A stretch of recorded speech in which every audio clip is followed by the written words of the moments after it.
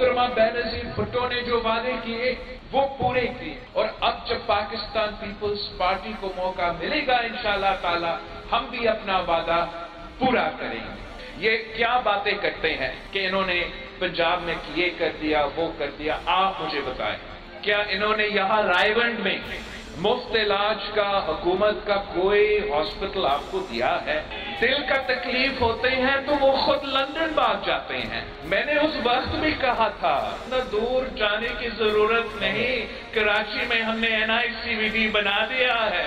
अगर कराची की NICVD इस्तेमाल नहीं करना चाह रहा था तो फिक्र ना करे। अब इलेक्शन में पीपल्स पार्टी की हुकूमत बन रही है, हम आपके लिए यहाँ रायवंड में मुफ्त इलाज, अगली बार जब दिल में तकलीफ होता है और फरवरी 1 में होना ही है तो आपके लिए हम यहाँ मुफ्त इलाज का हॉस्पिटल बना रहे हैं।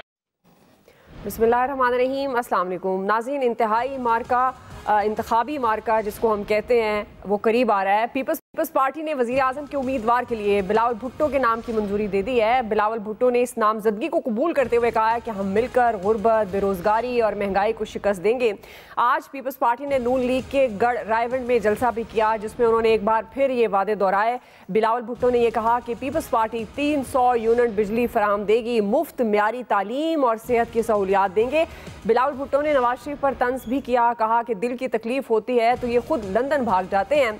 उस वक्त भी कहा था इतनी दूर जाने की ज़रूरत नहीं, कराची आ जाएं। बिलावल भुट्टो ने यह भी कहा कि हम नून लीग और PTI की तरह झूठे वादे नहीं करते।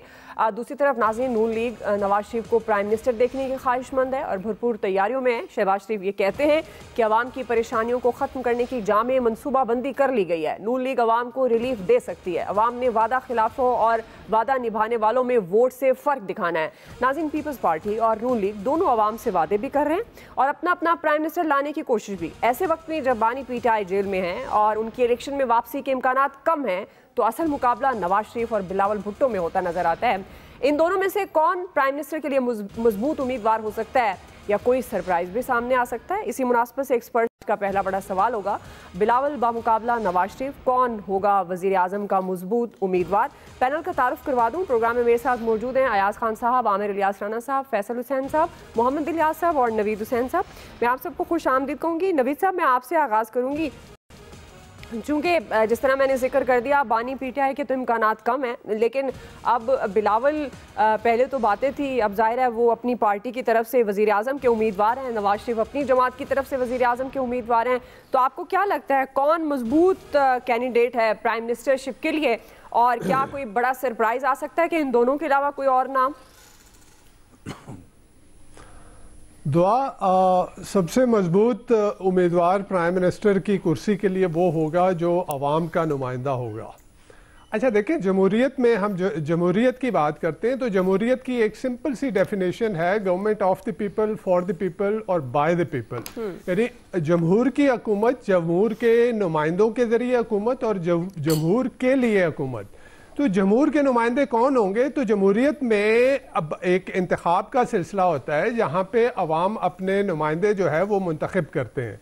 तो यहाँ पे इस वक्त जिस तरह का इंतखाब हो रहा है और जिसमें जमहूर की एक बड़ी तादाद को मैं ये कहूँगा कि डिसइनफ्रेंचाइज किया जा रहा है, उनको अपनी मर्जी का जो नुमाइंदा है उसको इलेक्ट करने से महरूम रखा जा रहा है। तो इस तरह के इंतखाब से मर्ज़ वजूद में आने वाली हुकूमत जो है वो कैसी हुकूमत होगी, वो कैसे जमहूर की नुमाइंदा हुकूमत होगी, कैसे हम कहेंगे कि इसको जमहूर ने मुंतखब किया है। और इस तरह की जो भी हुकूमत, माजी में भी आप देख लें कि जो भी हुकूमत इस तरह की हुकूमत बन के आती है वो किसी की बैसाखियों पे खड़ी होती है। आप तो कह दें कि जी आपके पास बड़े जैसे पीपल्स पार्टी कह रही है और मुस्लिम लीग नवाज कह रही है कि उनके पास बड़े बड़े जो है वो प्लान हैं, माशी रिवाइवल के प्लान हैं, माशी बहाली के प्लान हैं, पॉलिटिकल स्टेबिलिटी के प्लान हैं, सियासी इस्तेहकाम के प्लान हैं। तो वो प्लान सारे धरे के धरे रह जाएंगे जब इस तरह की गवर्नमेंट बनेगी और इस तरह के इलेक्शन जो कि जिसके ऊपर जो है कल भी हमने बात की कि HRCP ने उसके बारे में क्या कहा, पिल्डैट ने क्या कहा, और सब मेरे ख्याल में ये तो रोज़े रोशन की तरह आया है जिस तरह का इंतखाब होने जा रहा है। तो इस इंतखाब के नतीजे में मर्द वजूद में आने वाली गवर्नमेंट जो होगी वो किस तरह से अपने माशी प्लान को जो है वो इम्प्लीमेंट कर पाएगी, वो किस तरह से सियासी इस्तेहकाम मुल्क में लेके आएगी, तो मेरा नहीं ख्याल कि वो अगेन वो होगी बैसाखियों के सहारे खड़ी गवर्नमेंट होगी, क्योंकि वो उसके पास अवाम का मैंडेट नहीं होगा। तो बैसाखियों के सहारे जो गवर्नमेंट होती है तो वो गवर्नमेंट ना सियासी इस्तेहकाम ला सकती है, ना वो माशी इस्तेहकाम ला सकती है। और ये हमने देख लिया पिछली 2018 की गवर्नमेंट में भी देख लें, जब वो बैसाखियों के सहारे गवर्नमेंट एक खड़ी थी और बैसाखियां उनसे जो है वो किसी भी वक्त जो है वो छीनी जा सकती हैं। तो इस वक्त भी जो 2024 के इलेक्शन के नतीजे में जो गवर्नमेंट सामने आएगी वो भी बैसाखियों पे खड़ी होगी, और बैसाखियों पे खड़ी गवर्नमेंट जो है उससे किसी वक्त भी बैसाखियां छीनी जा सकती हैं। तो ये सारा जो माशी इस्तेहकाम, माशी बहाली और पॉलिटिकल स्टेबिलिटी की जितने भी प्रोग्राम हैं वो धरे के धरे रह जाएंगे। अच्छा, दूसरी तरफ ये कहा जा रहा है कि बिलावल भुट्टो जरदारी साहब कह रहे हैं, वो लग रहा है सामने जो एक गेम जो है वो पूरी पाकिस्तान की आवाम देख रही है कि जिस तरह का जो है वो एक गेम खेला जा रहा है। तो मेरे ख्याल में कोई भी इनमें से कोई भी आए, वो इमरान खान आए, वो मौलाना फजल रहमान आए, वो बिलावल भुट्टो जरदारी आए, या वो नवाज शरीफ आए, वो अगर अवाम के मैंडेट से एक फ्री फेयर इलेक्शन के नतीजे में अवाम के मैंडेट से अगर वो आएंगे तो वो मुल्क में सियासी इस्तेहकाम ला पाएंगे, और उस सियासी इस्तेहकाम के नतीजे में जो है वो जो माशी बहाली का जो सबसे बड़ा इस वक्त पाकिस्तान का मेरे ख्याल में सबसे बड़ा मसला जो है वो माशी बहाली है, क्योंकि मईशत जो है वो हमारी पॉलिटिकल सॉवरेनिटी जो है उसका दारोमदार हमारी माशी सॉवरेनिटी के ऊपर है, और माशी सॉवरेनिटी के लिए आपको लॉन्ग टर्म प्लानिंग करनी है, आपको एक रिफॉर्म्स लेके आनी है, और वो रिफॉर्म्स सिर्फ एक अवाम की जो है नुमाइंदा गवर्नमेंट ही ला सकती है। ठीक है आमिर साहब, लॉन्ग टर्म प्लानिंग की तो ज़ाहिर ज़रूरत है। रिफॉर्म्स ना सिर्फ सियासत में, मईशत में, तकरीबन तमाम जो शोबा ज़िंदगी है सब में रिफॉर्म्स की ज़रूरत है, जिस पर हम तवज्जो नहीं देते। तो आमिर साहब, जो बुनियादी सवाल, बिलावल बामुकाबला नवाज शरीफ, कौन आप समझते हैं मजबूत उम्मीदवार है प्राइम मिनिस्टर के लिए? देखें, नवीद साहब ने जो गुफ्तगू की है उससे 100% इत्तफाक करते हुए मैं बात आगे बढ़ाऊंगा कि पाकिस्तान के अंदर वैसा ही इलेक्शन होने जा रहा है जैसे माजी में हुए, और वैसी ही हुकूमत आएगी जैसे पहले आई। फ़र्क सिर्फ इतना हो सकता है कि हो सकता है कि कोई एक पार्टी सादा अक्सरियत ले जाए और उसे हुकूमत चलाने के लिए बैसाखी की ज़रूरत ना हो, लेकिन वो फिर भी जो गरज रहे हैं लेकिन बरसेंगे नहीं, उनको अपने साथ बिठाए। और वो साथ बिठाने का मकसद ये नहीं होता कि वो हुकूमत में हो, वो अपोजिशन में भी लोगों को हुकूमत ताउन करा के चला सकती है कि आपके साथ बकाए बाहमी के असूल पे चलेंगे, कि अगर फंड्स चलेंगे वो भी साथ मिलेंगे, आप हम पे तनकीद भी कीजिए, सब कुछ कीजिए, लेकिन इस मुल्क को चलाने के लिए रास्ता दीजिए। ये एक थोड़ा सा रोशन पहलू होगा अगर ये मुमकिन हो सका। मतलब अभी तो हमें 8 फरवरी को पता लगेगा। मेरी ये होगी बिल्कुल जो PTI के ऊपर मैं आ रहा हूं, अभी जो उनके साथ आज जो कुछ वो आपस में कर रहे हैं उस पर भी आता हूं। इशू ये है कि जो पिल्डैट हो, वो फाफिन हो, जितने इंटरनेशनल ऑब्जर्वर आए, एक चीज हम समेत सब मीडिया को देखनी चाहिए कि वोटर आया या नहीं आया 8 फरवरी को। क्या वोटर जितने आए थे उतने निकले या बहुत ज्यादा निकला है, या गुम कर दिए गए?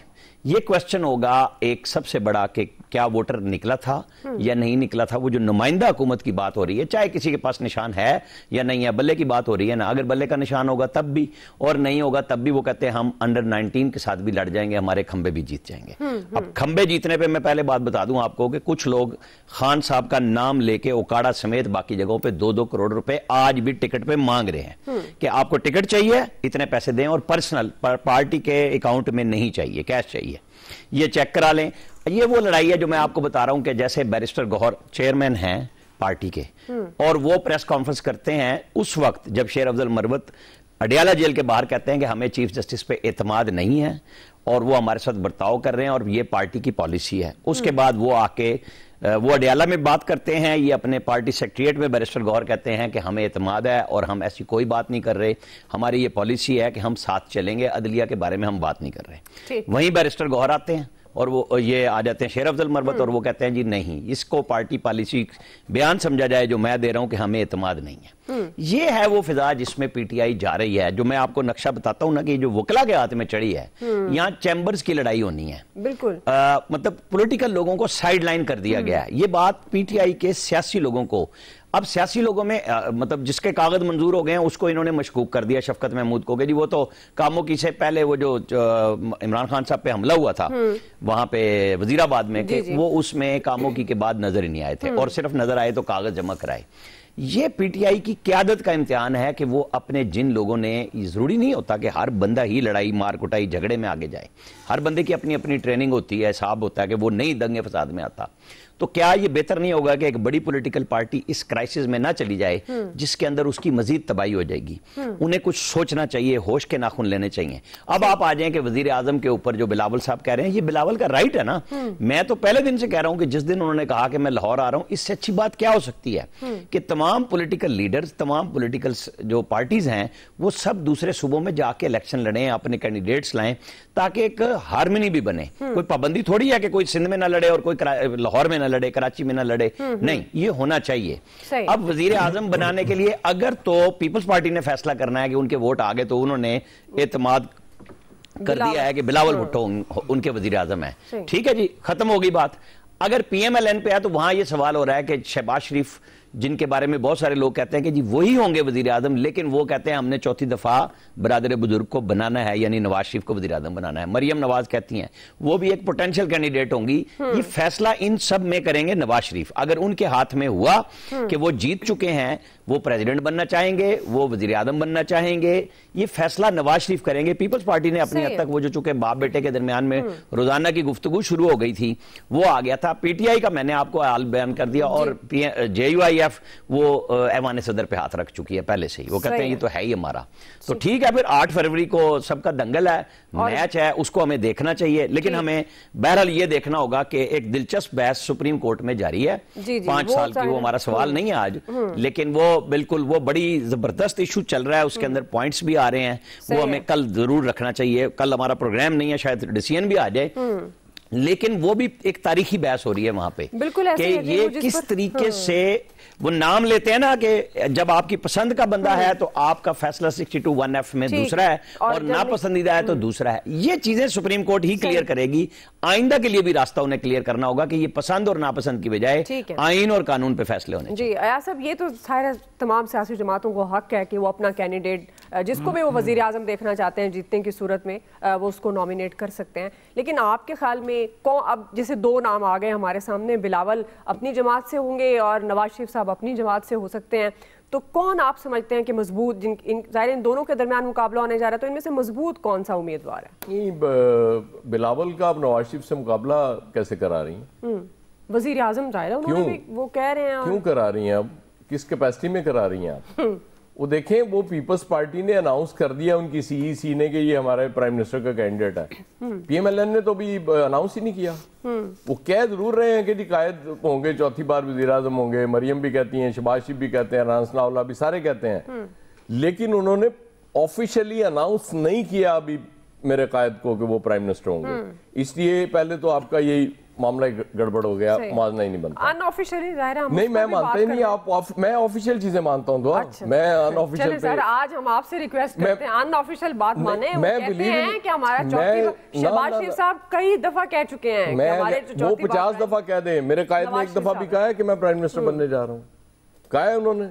अभी इरफान सिद्दीकी साहब ने थोड़े दिन पहले क्या कहा था कि वो अभी नहीं अनाउंस किया हमने नवाज शरीफ होंगे कि नहीं होंगे। इसका मतलब है ऑफिशियली अंदर की कोई और खबर नहीं, जब तक देखें, मैं ये नहीं कह रहा, मैं कह रहा हूँ कि जब वो ऑफिशियल अनाउंसमेंट आ जाएगी PMLN की तरफ से फिर बिल्कुल मैं मुआवजे पे भी चला जाऊंगा। फिलहाल मैं मुआवजे पे नहीं जा रहा। ठीक है, मतलब मेरी मर्जी है। जी जी, इट्स अप टू यू। मुझे जमहूरियत है जितनी भी है, उसमें मुझे जितनी भी आजादी है इजहार राय की उतना तो मैं करूंगा, मुकम्मल आजादी, वरना बाद चुप भुगतना तो पैंदा ही है। हाँ जी, मुकम्मल आजादी है और आप अपने कहे कि मुकम्मल जिम्मेदार आपकी बड़ी मेहरबानी। और सबसे बड़ी बात आपको मुबारक हो जी कि इतनी थोड़े वक्त में तरबियत होगी बिलावल साहब की, 1-2 माह के अंदर। इतना कम टाइम में तरबियत ये जरदारी साहब ही कर सकते हैं, ये और किसी के पास का रोग नहीं है।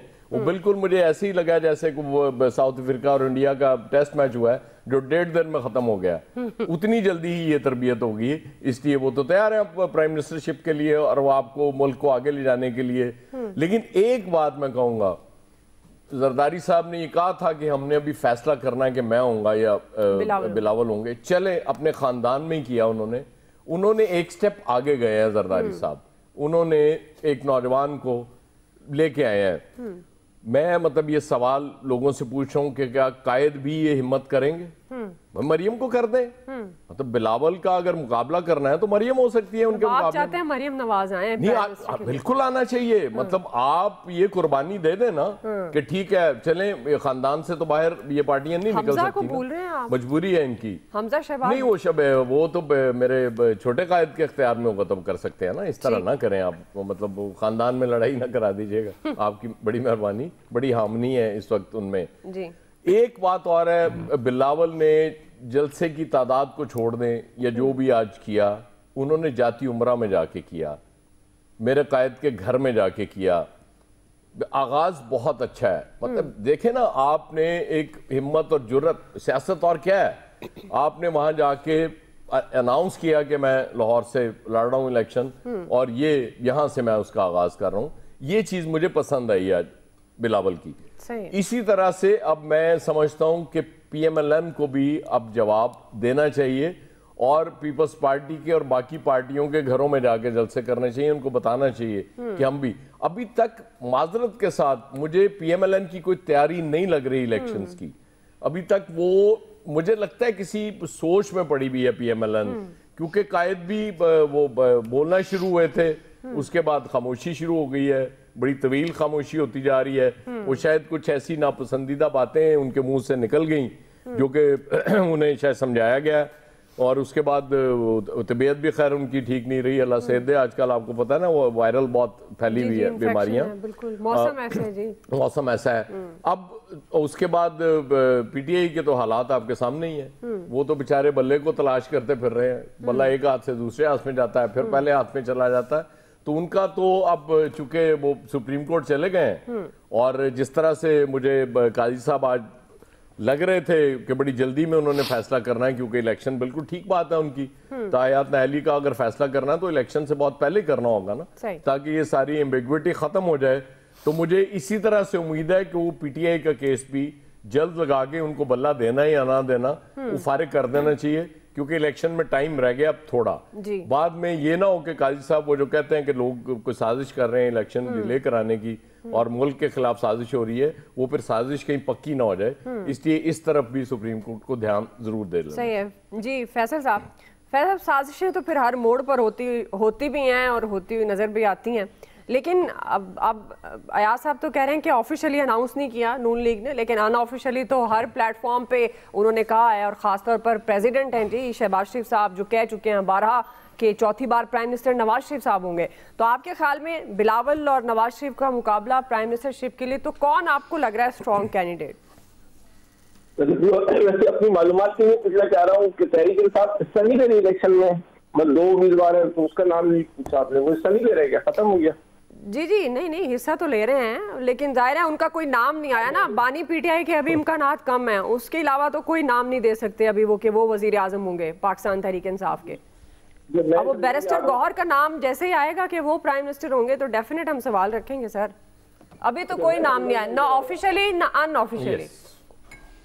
मैं दुआ के साथ जी मैं समझा कि शायद आपने निपटा दिया उनको, शायद इलेक्शन हार जाएंगे, पहले फैसला आ गया। आवाज बदल के नहीं आ रही फैसल साहब की, आज हालांकि आइन बदलना है आपने। मैं कहाँ निपटा सकती हूँ किसी सियासी जमात को सर, मैं एक सहाफी हूँ, मैंने सवाल रखना है, मैं कोई फैसला साजी में शामिल नहीं हूँ। भाई हमारी भी बात सुन लें। फैसल ने आइन बदलना है कराची से और उसकी आवाज आज ठीक नहीं आ रही, हालांकि कराची से दूसरी आवाज बड़ी नवीद साहब की साफ आई। फैसल साहब की ऑडियो इशू है कोई, वो देखें जी। फैसल साहब देखिए, ये है कि इलेक्शन का मार्का शुरू हो गया है, हर पार्टी को इस बात का हक हासिल है कि वो ये दावा करे कि उसकी जो है वो हुकूमत आ रही है, उसकी पार्टी का आदमी जो है वो वज़ीर-ए-आज़म बनने जा रहा है। अब ये जो मार्का हो रहा है तो कहते हैं दंगल, आपने जब सुना होगा नूरा कुश्ती। नूरा कुश्ती के पहलवानों को पहले से पता होता है कि किसको कौन जीतेगा और कौन हारेगा। तो दूसरे के जब पंच भी मार रहे होते हैं ना, तो पंच भी ऐसी मछली टाइप के होते हैं, उसको पता होता है यार कि बाद में हो सकता है कि बाहर निकल के तुमने साथ ही खाना खाना है। ये तो पहले अंपायर उनको पता होता है कि अंपायर ने उंगली किसके लिए उठानी है, किसका हाथ पकड़ के उठाना है। तो इस इलेक्शन का मामला भी है ना, काफी हद तक जो है ना, ये इसमें सब लोग जो इस वक्त सियासी जमातों की जो टारगेट ऑडियंस है ना, वो तमाशा ही नहीं है। इस दंगल में जो लोग रेस्लिंग के लिए उतरे हैं ना, वो जो इसको खुश कर रहे हैं ना, वो तमाशाइयों को खुश नहीं कर रहे हैं, वो अंपायर को खुश कर रहे हैं कि अंपायर की जो है ना वो आशीर्वाद जो है ना वो ले ले किसी तरीके। भाई हमारा हाथ जो है ना इस चक्कर में नहीं पड़ो, हम कैसा लड़ रहे हैं कैसा नहीं लड़ रहे, हाथ हमारा जो है ना आप उठवा दो। अब ये अंपायर के ऊपर है कि अंपायर पहले से फैसला करके बैठे हुए हैं, या जो भी मामला है रेसलिंग की कारकर्दगी से करेंगे, या जिस तरह की मैनेजमेंट हो जाए। लेकिन एक बड़ी सियासी जमात बराबर एक तहरीक इंसाफ तो है, उससे आप लाख इख्तिलाफ कर सकते हैं, इसमें कोई शक नहीं कि वो 8 मई इस मुल्क के लिए एक अफसोसनाक सानिया था। उसमें जो लोग मुलव्विस हैं उनको इबरतनाक सजा मिलनी चाहिए, लेकिन उनकी एक फॉलोइंग है। आप उनको अगर पूरे इस तज़किये से अगर आप आउट कर देंगे कि इंतखाबी रिजल्ट में उनका क्या रोल होगा, क्योंकि ये हमारा एक तज़किया भी जो है ना। सर आप दे देना तज़किया, उनका क्या रोल होगा। मैंने तो सवाल में भी किया कि कोई सरप्राइज हो सकता है, तो वो सरप्राइज आपको लगता है कि अगर वो भी आ सकते हैं तो आप बता दें। मैं तो जनरल बात कर रहा हूँ, आपके सवाल पे खुदा खास्ता मैं एतराज नहीं कर रहा। नहीं मैं तो वैसे क्लियर कर रही हूँ। बात कैसे कर सकते हो, वो खुद कर लेंगे अपनी बात जी।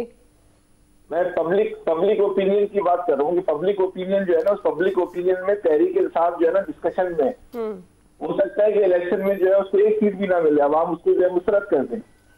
हो सकता है कि नवाज शरीफ साहब जो है वो सिंध की भी सारी सीटें जीत जाए, 2/3 अक्सरियत जो है वो नवाज शरीफ साहब ले लें, सब कुछ हो सकता है। बिल्कुल हो सकता है। इसमें तो फिर तो इलेक्शन वाले के लिए हमें जो है ना उसका मालूम चलेगा ना कि कौन जीता है कौन हारा।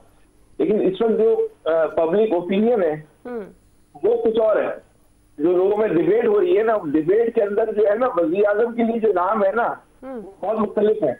ठीक, तो बहरहाल आप देखते हैं 8 मई को क्या हो सकता है। नवाज शरीफ साहब को 2/3 अक्सरियत मिलती है या पीपल्स पार्टी को मिलती है, किसको मिलती है? 8 फरवरी। ठीक है जी। इलियास साहब आप देखिए सरप्राइज भी ऑप्शन है आपके पास। आप किसके दरमियान मुकाबला देख रहे हैं, Bilawal versus Nawaz Sharif versus surprise ले सकते हैं, बिल्कुल ले सकते हैं।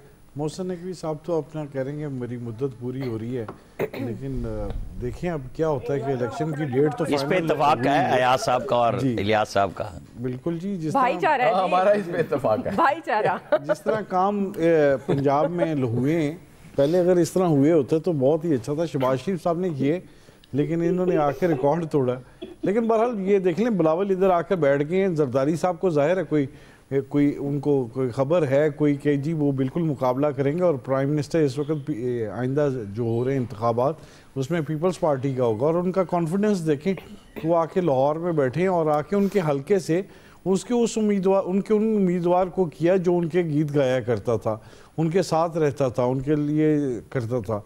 तो वो उसको चौधरी गफूर को साथ लिया और उसके डेरे पर जाके जलसा किया। तो बिलावल भुट्टो साहब वगैरह जाके उनके घर में जाके नॉक करके आए कि जी वो प्राइम मिनिस्टर के कैंडिडेट हैं और इधर लाहौर से वो इलेक्शन लड़ेंगे, और भरपूर तरीके से तैयारियां कर रहे हैं ताकि लाहौर में अपनी इंतखाबी मुहिम जो स्टार्ट कर रहे हैं तो उसको करें। तो ज़ाहिर है पीपल्स पार्टी के लिए तो इस वक्त पंजाब समेत जो पूरे पाकिस्तान में वो भरपूर तरीके से कोशिश करी है, और उन्होंने देखा अपनी खामियां देखी, उन खामियों को पूरा करने के लिए लोगों को एक्टिव करें और पंजाब में लाहौर में लोगों को पार्टी में शामिल करें, एक एक्टिविटी करें, लोगों को दिखा रहे हैं ताकि एक इलेक्शन का माहौल एक गरमाया जा सके कि पीपल्स पार्टी दोबारा रिवाइवल की तरफ आ रही है। तो इसी तरह मुस्लिम लीग नून भी लगी हुई है। मुस्लिम लीग नून और ये दोनों ने तो अपना कैंडिडेट दे दिया प्राइम मिनिस्टर के लिए। अब ये देख लें लाहौर में मुस्लिम लीग नून के लिए जो कैंडिडेट्स थे उनको काफ़ी टिकट्स लेने के लिए बड़ी मुश्किलात का सामना करना पड़ा है। और इस वक्त देखें कि वो जो पुराने कैंडिडेट्स थे उनको साइड पर किया जा रहा है। बड़े बड़े नाम आ गए जिनको भी टिकट नहीं दिए जा रहे, कि वो यही देख रहे हैं कि उनको दिला रहे हैं कि कह रहे हैं कि जी आप अगले इलेक्शन में आ जाएं या जो भी होता है तो इस तरह सूरत हाल निकालेंगे, कहीं अकोमोडेट करेंगे, किसी को सेनेट में ले जाएंगे। तो ये सारी सूरत हाल है कि इस वक्त दोनों पार्टियों में अगरचे देखा जाए तो इस वक्त मुस्लिम लीग नून को बेहतर नज़र आ रही है, लेकिन पीपल्स पार्टी उसको मुकाबला देने के लिए टफ टाइम दे रही है इस वक्त। और ये आइंदा दिनों में देखिएगा कि इलेक्शन के बाद भी जो सूरत हाल है, आप देखिएगा कि जरदारी साहब मुफाहमत के जो बादशाह हैं वो इसको जोड़ तोड़ करेंगे, चाहे उनके पास एक वसाखियों के साथ हुकूमत बन जाए तो हुकूमत ज़रूर बनाएंगे। उन्होंने भरपूर तरीके से कोशिश करनी है। उन्होंने जैसे पहले 127 का इलेक्शन लड़ा लेकिन कामयाबी नहीं मिली, लेकिन एक दफ़ा वो एक्टिव करने की भरपूर तरीके से कोशिश कर रहे हैं कि पंजाब में भी पीपल्स पार्टी को एक्टिव किया जाए। चलें देखते हैं जी ये मुकाबला फिर इतना भरपूर होगा पीपल्स पार्टी की तरफ से नून लीग के साथ, और क्या सूरत हाल होगी। और जाहिर है जो जमात फिर 8 फरवरी कोई इंतखाबी मार्का सर करेगी और उसके बाद ही फिर वो उससे पहले भी नाम आना शुरू हो जाएंगे, और उसके बाद फिर 8 फरवरी के बाद सूरत हाल वाजे होगी कि फिर कौन होता है उम्मीदवार वज़ीर आज़म के लिए और कौन बनेगा प्राइम मिनिस्टर।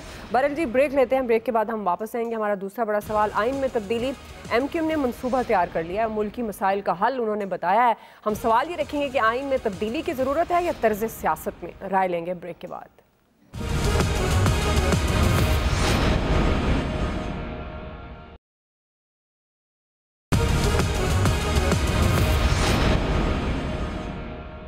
इस डॉक्यूमेंट में MQM ने ये अपनी आईनी तरमीम का बिल शामिल कर दिया कि हम समझते हैं कि इन 50 सालों में पाकिस्तान के आइन ने पाकिस्तान की आवाम के हुकूक की उस तरह तहफ़्फ़ुज़ नहीं किया, और 50 साल बाद बदलते हुए हालात के बाद इस बात की बेहद ज़रूरत है कि कुछ बुनियादी तरामीम इस आइन में कर दी जाए। पिछली तमाम तरामीम हुक्मरानों ने अपने लिए की थी, अपने हाथ में इख्तियार लेने के लिए। पाकिस्तान उस वक्त मजबूत होगा जब आम पाकिस्तानी मजबूत होगा। गो कि हमारे पास पूरा एक आईनी नुस्खा तैयार है जो तमाम मसाइल का हल हम समझते हैं कि है कि ये नागुज़ीर है, ये आईनी तरामीम बराए मुकम्मल खुदमुख्तारी, इसके बगैर पाकिस्तान आगे बढ़ता हुआ नजर नहीं आता। नाज़रीन, ऐसे वक्त में जब तमाम सियासी जमातें आवाम को कायल करने के लिए उनके सामने रिवायती मंशूर और वादे रख रही हैं, और इस वक्त MQM ने कदरे मुख्तलिफ हिकमत अपनाई है, मंशूर समेत आइन में तरामीम तजवीज़ कर दी हैं, जिसे MQM ने पाकिस्तानी मसाइल के हल के लिए नुस्खा करार दिया है। MQM के सरबराह खालिद मकबूल सिद्दीकी ने यह कहा कि हम समझते हैं कि 50 बरसों में पाकिस्तान का आइन अवाम के हुकूक का तहफ़्फ़ुज़ नहीं कर सका। इख्तियार सब के लिए, इल्म सब के लिए और कानून सब के लिए होना चाहिए।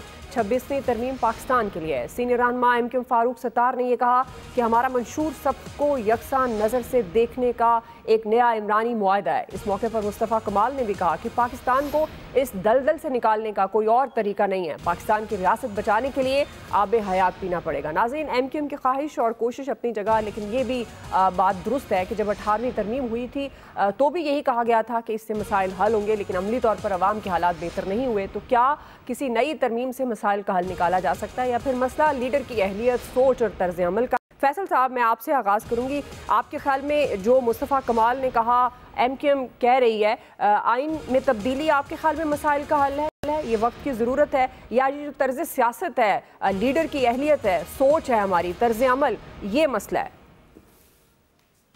देखिए, आपको ये तो पता है कि मैं जाती तौर पे खुद इस बात की हक में हूँ कि इस मुल्क में जो मसले का जो वाहिद है वो इख्तियारात की मुंतकली है कि आम आदमी को जो है वो ताकत मुंतकिल कर दी जाए, इख्तियार जो है वो मुंतकिल कर दिया जाए। इसके अलावा आप इस मुल्क के मसाइल को जो है वो हल नहीं कर सकते। लेकिन जब इस सारी सूरत को आप MQM के तराजुम में देखते हैं तो इसका क्या मतलब हम जवाब दे सकते हैं? मतलब को पता है कि जज्बाती बात है, लफाजी है, इसके अलावा क्या इसका जवाब दिया जा सकता है?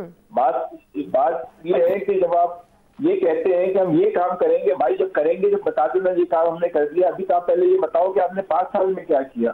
हम यहाँ ये कहते हैं कि 16 महीने की नून लीग की हुकूमत ने मुस्लिम लीग की पूरी सियासत को इसका ध्यान तख्ता कर दिया, पूरी सियासत का। आप तो 16 महीने का भी जो है ना वो पार्ट थे। अच्छा, मजे की बात है कि जो नून लीग के मुखालिफिन है वो कहते हैं कि जो इमरान खान की हुकूमत थी जो 3.5 साल की वो नाइल तरीन हुकूमत थी।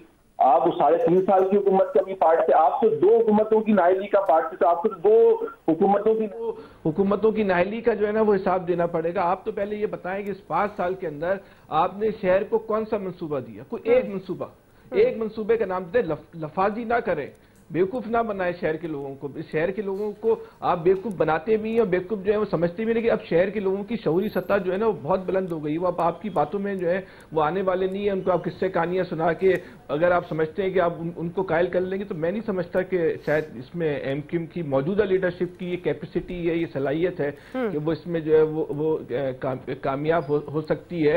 इख्तियारात की मुंतकली की बात कर रहे हैं भाई, आपकी अगर आप एमक्यूएम का 2018 का मंशूर उठा उसमें भी ये बात थी कि हम इख्तियारात को आम आदमी की सतह पर लेकर जाएंगे। 13 में भी ये बात थी, 8 में भी बात थी, 24 के इलेक्शन के लिए भी आप जो है वो ये बात कर रहे हैं। आप सिर्फ ये बताएं कि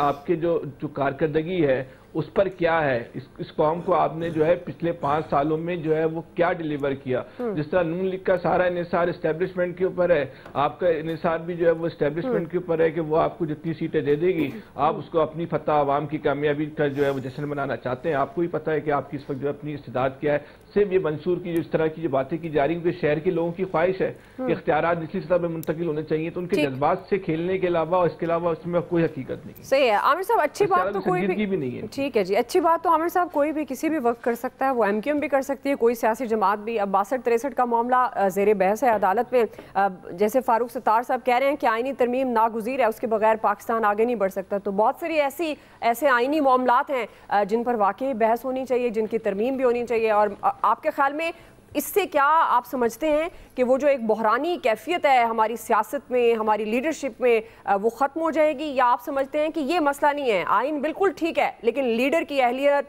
सोच, सियासी जमातों का तर्ज अमल दुरुस्त नहीं है? मेरा ख्याल ये था कि हजरत जो रोज़ाना लेबर कौंसिल का चूरन बेचते हैं आज कोई संजीदा बात करेंगे, लेकिन वहाँ पे भी तनकीद के नश्तर चलाते रहे बैठ के। देखें एमक्यूएम ने बात बहुत अच्छी की है।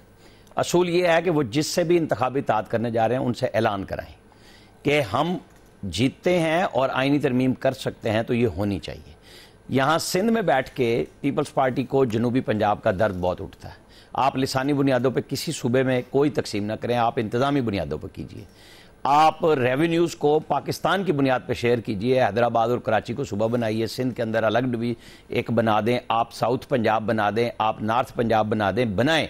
हज़ारा डिवीज़न को एक सूबा डिक्लेयर करें जो लोगों का मुतालबा है, लेकिन उसके लिए वसाइल की जो तकसीम है उसका भी फार्मूला साथ ही लाएं। क्यों ये नहीं आप फिर चूरन बेच सकते हैं कि जी 70%, 65% कराची देता है तो कराची को ही खिला दो। भाई कराची में भी सारा पाकिस्तान शामिल है ना, वो रेवेन्यू भी सबका हिस्सा है। सबका प्रॉपर शेयर करके एक अनाउंसमेंट करवाई जानी चाहिए कि अगर एमक्यूएम पीएमएलएन से इत्तेहाद करने जा रही है, जीडीए से करने जा रही है, तो फिर वो उन इत्तेहादियों के साथ गुफ्तगू में शामिल करे इस बात को कि हाँ हमारी अव्वलीन शर्त ये होगी, और उनसे कहलवाए बिठा के वो लाहौर आए या कराची में बैठ के बात करें। ये होनी चाहिए तकसीम। इंडिया ने हमारे पड़ोस में इंतजामी तकसीम की है, उससे क्या फर्क पड़ गया? तरक्की होती है कि अगर लोगों के, आम आदमी के मसाइल हल हो जाएं। इस बात का हक है हर बंदे का। ये 18वीं तरमीम में आपको मैं बताऊं कि जो कंटोनमेंट्स हैं, जो डीएचएज हैं, इनका टैक्स म्यूनिसिपल कॉर्पोरेशन को लेना है, लेकिन नहीं ले रहे। वो टैक्स वहां पे भी मुसावी तकसीम नहीं हो रहा, वो होना चाहिए। 70% कराची में ये बाकी लोग फैले हुए हैं, ये डीएचएज और मलीर कैंट और फलाना फलाना, लेकिन टैक्स कराची में नहीं आ रहा सारा, वो अलग से जा रहा है। ये सब हमको बैठना पड़ेगा। अगर हम फैसिलिटेशन काउंसिल बना चुके हुए हैं तो वहां अगर हम दुनिया से एक्सपोर्ट लाना चाह रहे हैं और अपने दुनिया से माल लेके आना चाह रहे हैं और एक्सपोर्ट बढ़ाना चाह रहे हैं, तो अपने अंदर भी तकसीम को प्रॉपर करना होगा। और ये बहस होनी चाहिए, आइंदा असेंबली में भी होनी चाहिए, क्योंकि असरी तकाजों के मुताबिक आइन में तरमीम होनी चाहिए। अब ज़हन में रखिएगा, असल वक्त के तकाजे हैं, अस्करी तकाजों में नहीं मैं कह रहा, बड़ी सीधी बात कर रहा हूं आपको कि ये सबको बिठा लें।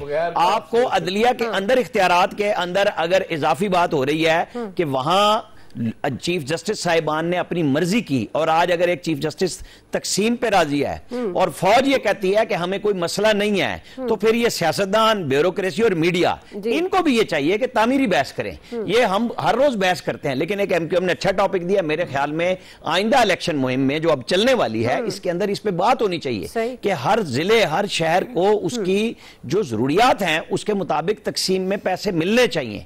ये नहीं है कि लाहौर है, कराची है, पेशावर है, फैसलाबाद है जी, इनको बांट दें। क्यों बांट दें?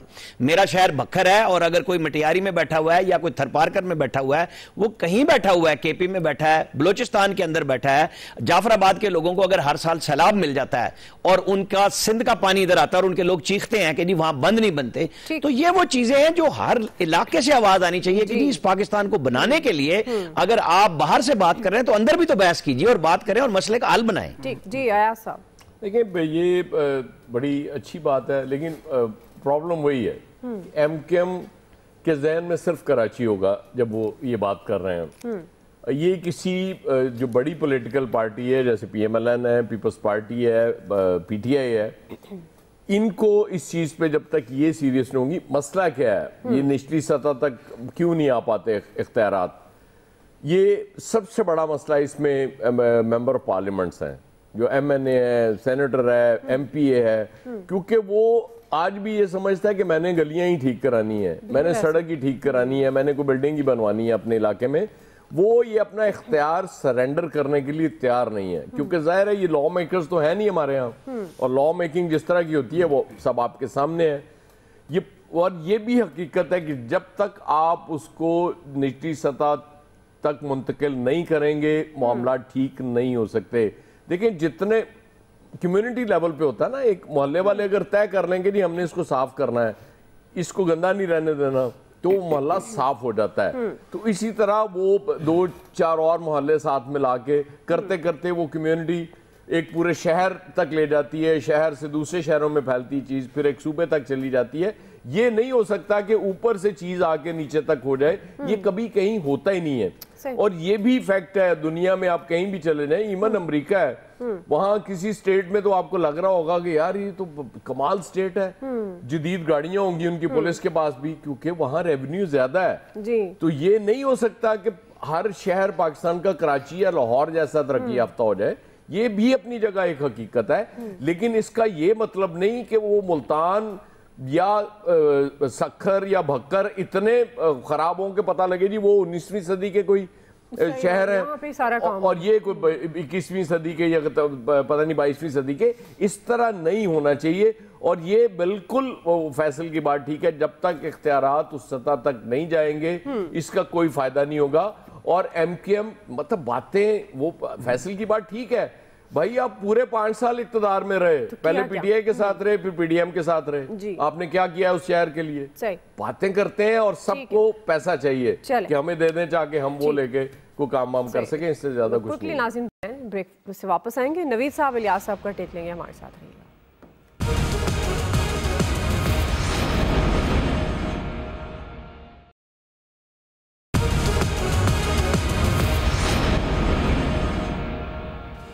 वेलकम बैक नाज़रीन। नवीद साहब, ये जो हम एमकेएम के तनाजुर में बात कर रहे हैं, आपके ख्याल में मुल्की मसाइल का हल आइन की तब्दीली है या तर्ज सियासत में तब्दीली की ज़रूरत है? दुआ देखें, जमहूरियत का एसेंस है अवाम को बाइख्तियार बनाना और इख्तियारात की निचली सतह पर मुंतकिली, devolution of power to the grass root level. मेरे ख्याल में अगेन ये मीडिया पे हम लोगों ने भी मेरे ख्याल में जब एक डिक्टेटर जो है वो मुल्क में मुसल्लत था, उसकी ज़ुबानी सुना था और उसने कोशिश की थी इख्तियारात को निचली सतह पर मुंतकिल करने की। अब यहाँ बात आती है एमक्यूएम की। तो एमक्यूएम तो यानी एक अरसा दराज से वो एक शक्ल में या दूसरी शक्ल में हर एक गवर्नमेंट के साथ रही है। तो devolution of power to the grass root level ये एक बहुत अच्छी बात है। जैसे मैंने कहा कि जमहूरियत का एसेंस ये है, जमहूरियत का मग़ज़ ये है कि अवाम को बाइख्तियार बनाया जाए। लेकिन क्या एमक्यूएम ये चाहती है, क्या ये एमक्यूएम की ख्वाहिश है या उनका ये प्लान है? मेरा ख्याल है कि मैं इसको पिंच ऑफ सॉल्ट के साथ लूँगा कि वो अगर ये चाहती तो मेरे ख्याल में वो मुख्तलिफ अदवार में हुकूमतों का हिस्सा रही है तो वो ये चीज़ सामने रखती। वो नहीं चाहते। और जैसे खान साहब ने कहा कि एक तो ये भी है कि हमारे जो पार्लियामेंटेरियन हैं, जो अरकान पार्लिमान हैं, वो अपने आप को कानून साज नहीं समझते। वो अपने आप को जो है वो म्यूनसिपैलिटी के लेवल पे लेके आते हैं। वो अपने आप को ये समझते हैं कि शायद हमने पुल बना देने, हमने गलियां पुख्ता कर देनी है और ये उनका काम है। ये उनका काम नहीं है, उनका काम जो है वो कानून साजी है। लेकिन क्या होगा अगर ये काम जो है वो निचली सतह पर इख्तियारात मुंतकिल कर दिए जाएं, तो क्या होगा? फिर उनकी चौधराहट खत्म हो जाएगी। फिर वो एमपीज जो हैं वो अरकान पार्लिमान, उनको उनके मोहल्ले में, उनके इलाके में कौन उनके लिए खड़ा होगा? तो सबसे बड़ी रुकावट जो है ये अरकान पार्लिमान है। तो इनको अपना तर्ज सियासत जो है वो चेंज करना पड़ेगा। दूसरी बात ये है कि जो एमक्यूएम कह रही है, तो आइन में तरमीम के लिए आपको 2/3 मेजॉरिटी चाहिए, तो ये मेरे ख्याल में इम्प्रैक्टिकल है। इम्प्रैक्टिकल इन द सेंस कि आप देखें इस वक्त जिस तरह का इलेक्शन हो रहा है, तो इस इलेक्शन के नतीजे में एक लंगड़ी लूली जो है वो गवर्नमेंट बनेगी और उस गवर्नमेंट के पास ये इख्तियार नहीं होगा कि वो आइन में तरमीम कर सके। तो इसी तरह आप दूसरे भी देख लें, जो बिलावल भुट्टो जरदारी साहब ने जो अपने मंशूर में जो प्रोमिसेस किए वो इम्प्रैक्टिकल हैं। ठीक है जी, लेकिन बात ये है कि हमारे इन सियासतदानों को इनको तो अवाम से लेना देना ही कुछ नहीं है। उन्होंने अपने लिए अपने मफादात, अपने इंटरेस्ट की बात करनी है। अवाम को तो ये लॉलीपॉप देते हैं इलेक्शन के डेज में, जो मंशूर नामी है कोई चीज़ है। जी इलियास साहब। देखिए जी, बिल्कुल इसमें जो है कि वक्त के मुताबिक जो है कानून साजी करनी चाहिए और बिल्कुल इसके लिए इख्तियारात जो हैं वो उसकी मुंतकिली होनी चाहिए और बिल्कुल इस वक्त नहीं, इनको बड़े पहले सोचना चाहिए था क्योंकि हालात इस तरह चलते नहीं हैं। लेकिन दूसरी जानब वही बिल्कुल सब जिस तरह कह रहे हैं कि MNA MPs वगैरह अपना छोड़ना नहीं चाहते, वो चाहते हैं कि हमारा जो ग्रिप है वो इसी तरह है। हालांकि जो उनके जो काम है वो डिफरेंट है, तो वो तो उन्होंने जाके असम्बलियों में जाके कानून साजी करनी है, जाके लोगों को रिलीफ देने के लिए काम। लेकिन वो असल काम यही समझते हैं कि असल काम वही है गली सड़कों को पुख्ता करने का, बनाने का, क्योंकि उसमें डेवोल्यूशन वगैरह का काम तो नहीं होता, उसमें उनमें दिहाड़ियाँ लगती हैं और वो जो दूसरे काम है उसको ज़्यादा फोकी देते हैं, सबको देते हैं कि जी ये काम होना चाहिए, इसके अलावा बाकी तो और कोई काम नहीं। तो वक्त हमारे पास ख़त्म हो गया। आप सबका बहुत शुक्रिया। आज के एक्सपर्ट से इतने, फीडबैक दीजिएगा। ख्याल रखिए। अल्लाह हाफ़िज़।